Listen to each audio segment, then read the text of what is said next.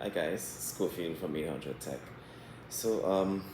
I finally got COVID, so I want to share this little experience with you guys because for me it was an eye opener.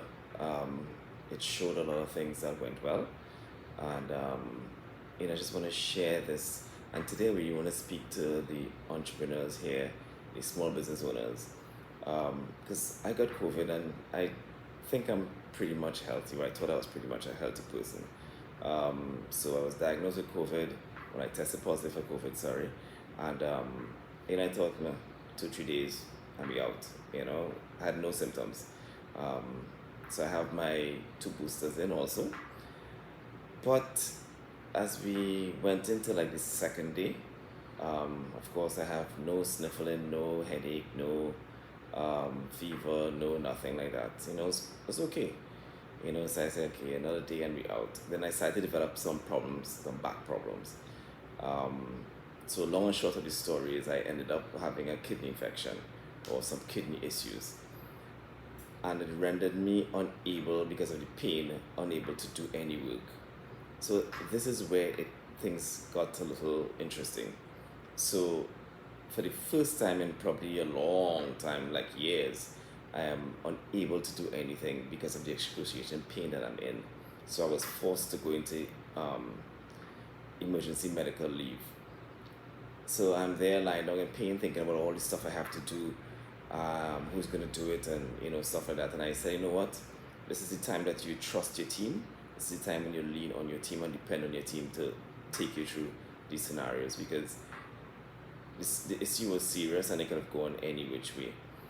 So today I want to really highlight the importance of ensuring that you have a continuity plan. You have a system where, a succession plan where you can actually hand over, or your business will continue, in the event that you're not able to continue the business yourself. And that is really important as small business owners, entrepreneurs, that we ensure that succession planning is part of our process. And there are some other areas that I want to highlight also. You need to enable your staff. Ensure that your staff know that you trust them. Ensure that your staff feel empowered to be able to perform tasks. Because when I was rendered unable to do work, my staff, and thank you to them, they rallied around, they got stuff done. I didn't have to attend any meetings, I didn't have to get involved in any processes, and they did what they had to because they were enabled and they felt empowered to be able to perform tasks in my absence. Also, you have to ensure that you build a culture of teaming, or with your organization and your staff, because this is critical. That culture has to be there, that is one for all and all for one. We all here for the same common goal, and we understand what that goal is. Those things are really, really important. Build a strong culture, build a culture that enables your employees or your teammates to be able to carry on in your absence.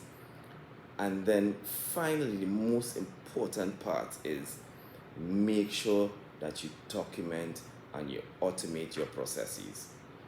This is mission critical, because if you don't have this, you're going to end up in problems. Make sure and document and automate your processes.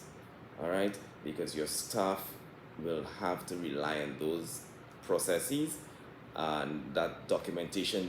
If you, for instance, you have to onboard somebody in an emergency scenario, to be able to function and serve your clients. All right?